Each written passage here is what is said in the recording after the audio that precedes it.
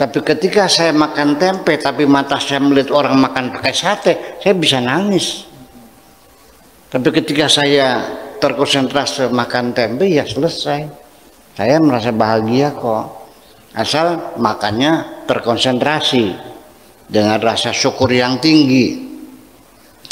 Matanya melihat tempe, tangannya megang tempe, giginya menggigit, tenggorokannya menelan tempe, pikirannya mikirin tempe. Alhamdulillah, enak kok.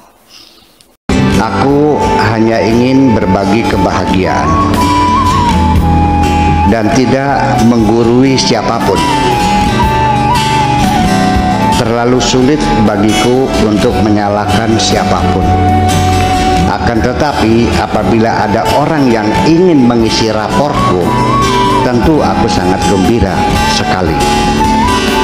Dan kujamin aku tidak akan sakit hati sedikit. Tapi tersembunyi. Sebenarnya kedalaman apa yang ingin disampaikan oleh Buya dalam gelombang cinta ini? Karena dalamnya banyak sekali psikologi personal yang dimunculkan di sini. Iya. Mana Buya? Ya sebetulnya banyak ya pesan-pesan kemanusiaan itu banyak sekali. Ya mungkin kalau seluruhnya kita uraikan mungkin waktunya tidak cukup. Ya. Ada beberapa hal yang di halaman 9 ya, sebesar apapun nikmat Tuhanmu yang terlimpahkan atas dirimu, tidak akan terasa cukup apabila engkau selalu membandingkan dirimu dengan orang lain. Nggak akan pernah cukup. Betul. Sudah punya mobil 3, tangganya beli mobil lagi, Anda mau beli lagi. Iya. Tangannya kawin lagi. Pengen kawin juga. Nggak akan pernah cukup. Ya. Tangannya naik haji, ikut naik haji juga. Iya. Jadi perasaan itu selalu ada. Kata bahasa Jawanya mata indreng. Apa saja yang dilihat kepengen dibeli. Nah, ini artinya ya nggak akan pernah cukup semacam itu. Jadi artinya sejak kapan kita menjadi kaya? Ketika kita sudah tidak membandingkan diri kita dengan siapapun, ya sudah. Sehingga ketika satu hari saya hanya dapat makan nasi putih sama sepotong tempe, ya sudah selesai. Itu rezeki saya. Tapi ketika saya makan tempe, tapi mata saya melihat orang makan pakai sate, saya bisa nangis. Tapi ketika saya terkonsentrasi makan tempe, ya selesai. Saya merasa bahagia kok.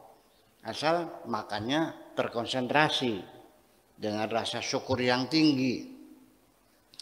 Matanya melihat tempe, tangannya megang tempe, giginya menggigit, tenggorokannya menelan tempe, pikirannya mikirin tempe. Alhamdulillah, enak kok. Sebabnya Anda makan tempe menangis karena Andanya makan tempe tapi melihat orang lain makan pakai sate. Menangis, itu persoalannya. Jadi mengendalikan diri itu penting sekali, ya. Walau bagaimanapun akhirnya kembali. Kemudian, hidupmu terlihat sporadis, itu cukup uang. Jangan melihat orang lain. Kemudian yang kedua, hidup pun terlihat sporadis. Ini cukup waktu, sehingga itu yang mungkin menjadi sebab engkau sulit berkonsentrasi. Oleh karena itu segeralah buat jadwal kegiatan berdasarkan skala prioritas yang rasional. Hidup kita sporadis, nggak tahu apa yang dikerjain.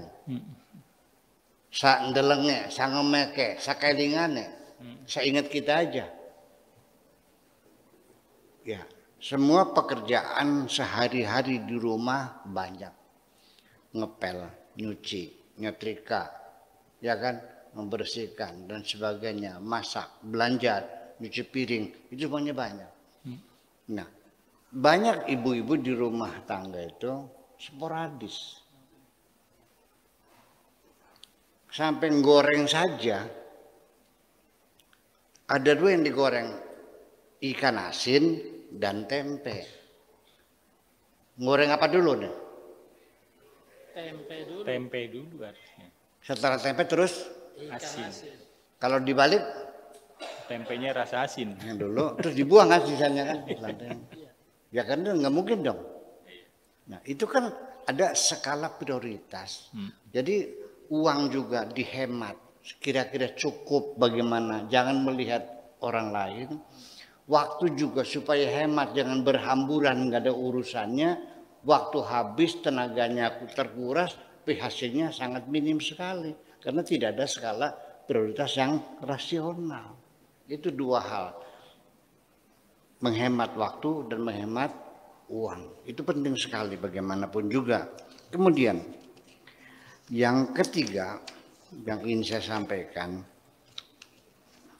yaitu bahwa terakhir nasihatku untukmu, wahai kekasihku, terapkan saja apa adanya pola hidupmu sendiri. Jangan pernah mencoba untuk menerapkan pola hidup orang lain atas dirimu. Pola hidupmu kau lakukan pola hidupmu. Jangan meniru hidupnya orang-orang lain. Karena kondisi, situasi tidak pernah sama kok. Iya, Anda jangan berharap ingin meniru orang lain. Ada yang sampai ceramah saja, itu niru ceramahnya mau balik yang lain. Ada loh, ada enggak? Ngomongnya kayak orang lain, kepribadianmu mana?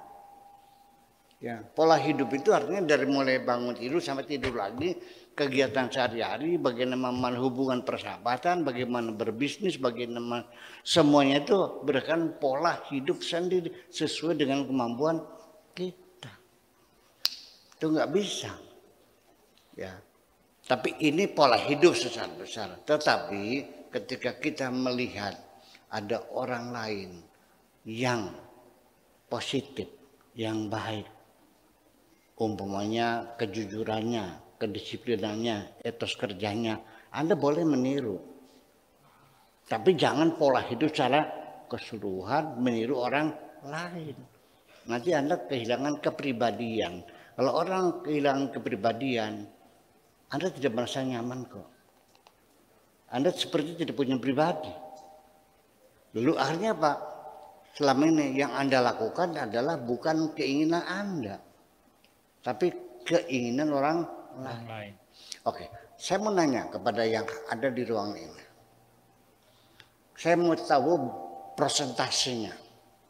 Selama ini yang kau kerjakan dari pagi sampai malam, dari pagi sampai malam setiap hari, berapa persen yang berdasarkan keinginanmu, berapa persen berdasarkan keinginan orang lain?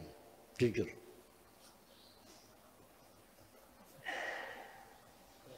Ternyata yang sesuai keinginan kita itu hanya 5%. 90% keinginan atasan, keinginan bawahan, keinginan pemerintahan, keinginan istri, keinginan anak, keinginan mertua, keinginan orang semua. Kamu tidak ingin apa-apa kok. Coba diingat dulu. Betul nggak? Iya. Jadi selama ini Anda ada enggak?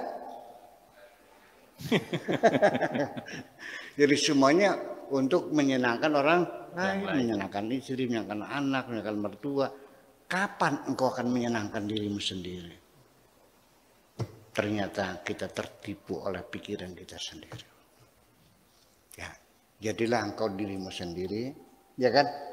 Kira-kira apapun yang kau lakukan adalah itulah keinginanmu. Ya, kalau menyenangkan orang lain, ya tidak akan pernah habis ya. Oke, itu aja kira-kira. Terima kasih.